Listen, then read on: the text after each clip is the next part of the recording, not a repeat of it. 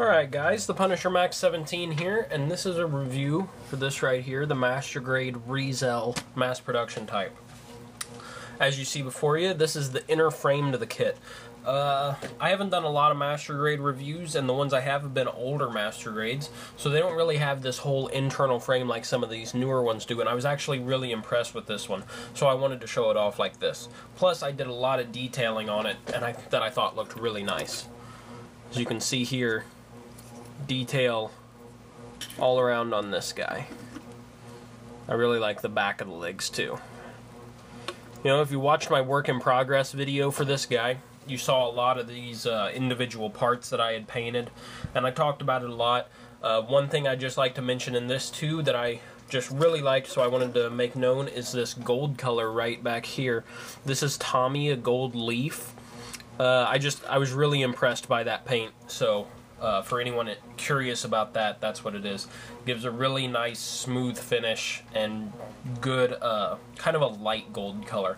I'm sure if you mixed a little yellow into it or something, then it would be a little richer of a color, I guess. But this is the inner frame. There's only a little bit of armor parts that you have to put on. One here on the shoulders, so you can clip these on there. The back of the hands, of course, and then the feet here just to make it stand, but that's actually just one piece of the feet, so it wasn't too bad. But looks good. The chest is lacking a little bit, but mostly that's because it's a transformable Master Grade, so it has to have a bunch of different mechanisms. That's another reason for the very large part count on the inner frame here, because it is a transformable mobile suit. Has a good amount of articulation. You can see the legs can bend all the way back in the inner frame. Of course, this is a little more articulation than you're going to get whenever you have all the armor on, because that armor is going to bulk it up some. Arms bend almost all the way forward. You know, I could get into some of the specifics about this stuff, but I'm really not going to, since I'll be doing all that in the armor part of this review. But, like I said, just wanted to show this guy off with the details on the inner frame and stuff. Thought he looked pretty good. You can see his head there. Did a bunch of detailing on it. There you go. So, that'll be all for this part of the review, and I'm going to put the armor on him and be right back.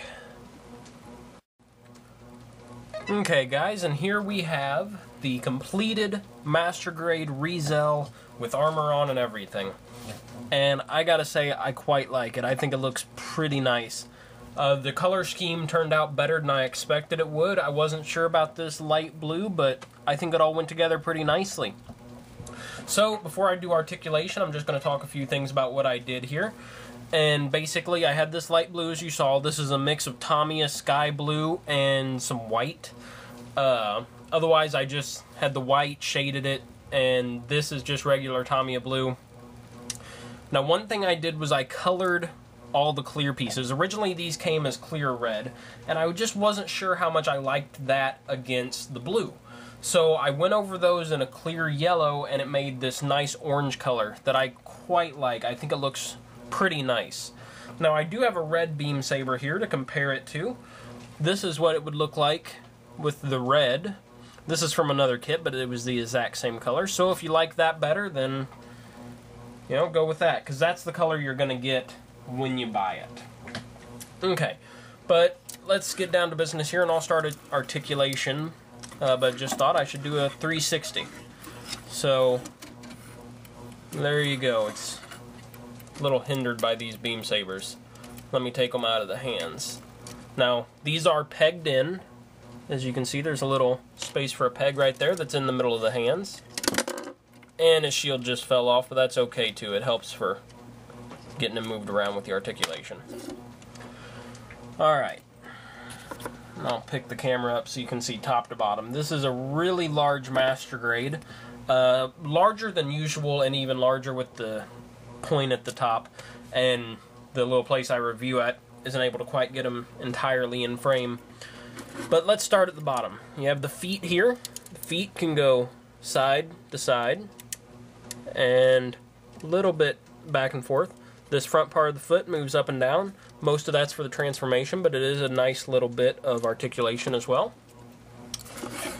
At the knee here, You get 90 degrees bend backwards. It can go pretty far forwards, as far as the front skirt will let it, which is almost all the way. And it can go a little ways out, but not real far. So the leg articulation is actually pretty nice right there. Now this, the side skirt is an interesting little mechanism. If you can see here, let me get it moved. If you can see here, it's on this little clip that attaches to the top of the leg. And basically it can go back and forth and up and down. So it's a really good posability right there for the side skirt. Very nice. Oh, and he fell. My bad. Alright, the front skirts can go in and out. Not a whole lot of movement. They're individually ball jointed there, but there's not a whole lot of movement just because of the design of them and the design of the waist. Alright, let's see. At the waist, he can move just a little bit side to side, but not real far. The cockpit does open. This right here opens up just like that. Pretty nice little mechanism there. Let's get up to the head, which can go 360. Goes all the way around there. The arms at the shoulder can go in and out like so. Full rotation right here, just under the shoulder. At the elbow, can go a little over 90. Hand can rotate, of course. And the hand here is a 3 fingers, trigger finger, and thumb hand. So that's how it's articulated. Also, on the arm here, you're going to get this here, if you can see it. It opens up and you can put 2 beam sabers right in there. I have him holding the beam sabers right now, but it has that on both arms. It's a little storage container. It's a cool little place to put them. I quite like that. Alright, so on the back, this is how he looks back here. This can move up and down. It can go farther up if you'd like. Most of this movement is for the transformation, which I'm not going to do in this review, mainly because I just finished painting this guy recently, and I'm not that big of a fan of transforming kits anyway. So I apologize if you watch this review for the transformation, but I'm just doing articulation here. These thrusters are on ball joints, but that's really all the articulation you have back here. Technically, these can move out and in for the transformation as well. But I guess if you just want to have them out for regular displayed mode, that's cool too. Alright, so here is the shield that you get with it. It's a pretty cool looking shield. I like the inside of it better than the outside, actually. But you see here, there's a little peg, and on the back of the arm, right there, is a little peg where you get to plug that in. So he holds the shield right there, like I had it whenever the video first started. Also comes with the 2 beam sabers, right there. And 2 other, they're not beam sabers, but they're kind of like mock beam saber kind of things that you can put in the other arm's beam saber holder if you would like. Now, it also does come with a gun, and I just now thought of that. I completely forgot it. I actually haven't assembled the gun yet. I intended this to display him with the beam sabers, and I just never got around to building the gun. But he does have one of those as well, so I apologize for not having that in this review. Trying to think what else anything else I need to say here. Alright, I was going to do a size comparison as well, because this guy is a larger master grade. Here is a typical master grade GM Type C. This is 18 meter mobile suit, what most of the ones you're going to find are. And you can see he's a good amount taller than that.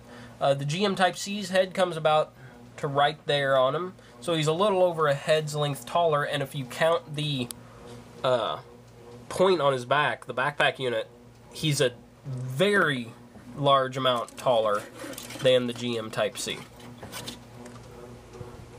As you can see, he's pretty massive compared to the GM when you include the backpack and stuff. But I think that will be all for this review, I hope you guys liked it, so like, comment, or subscribe, and I'll see you later.